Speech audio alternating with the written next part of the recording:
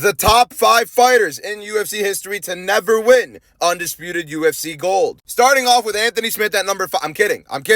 Yo, I'm kidding. Relax. Hey, but the UFC made it seem like he, was one of the greatest of all time with all the tributes they gave him on UFC Kansas City. Let's be honest with that. At number 5, I have Yoel Romero. Romero knocked out both Luke Rockhold and Chris Weidman, 2 middleweight champions. Fought Robert Whittaker 2 times in 2 very, very close fights as another UFC champion. And his fight against Israel Adesanya, albeit very boring, was also a very close fight. This was an athletic specimen to where if he came to the UFC a little bit earlier in his career or started training MMA a little bit earlier, I genuinely believe he could have been middleweight champion in a weight class where he was still knocking out and competing with literally champions of the weight class. At number 4, I have Alexander Gustafsson, where I do understand that his record after losing the first John Jones fight wasn't the greatest, but he competed to the brink against the 2 greatest light heavyweight champions of all time, and it was in their primes on top of that. The fight he gave John Jones in the first place, as well as the fight he gave Daniel Cormier, were absolute barn burners, literally to the brink. Could have won both fights, arguably won both fights, and you can't really knock him for being a guy that should be left off this list, you know what I mean? At number 3, I have Chad Mendes. Skill for skill, I think he's unbelievable, but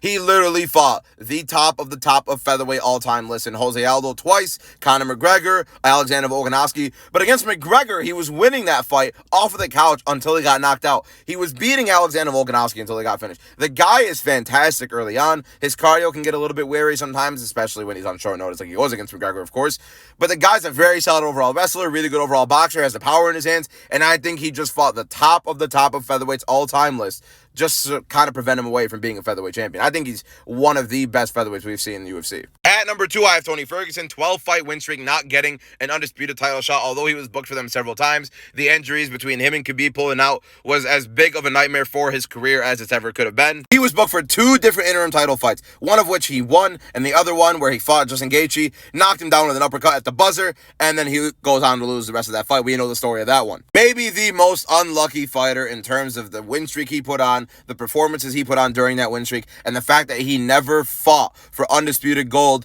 is always going to be a big what if for his career. Although we all believe that Khabib would have beaten him, it still would have been interesting to see him fight either Conor McGregor, Khabib, Eddie Alvarez, etc. And at number 1, the poster boy for this list, Dustin Poirier. I do have to give him a little bit of credit because the 3 times he fought for the UFC title were against the 3 greatest lightweights of all time. The wins he has over Conor McGregor, Justin Gaethje, Dan Hooker, all these top-level guys at lightweight for as long as he's been there. You gotta give him his flowers, even though he fought the 3 greatest lightweights of all time. It does still feel insane that he never had undisputed gold wrapped around his waist.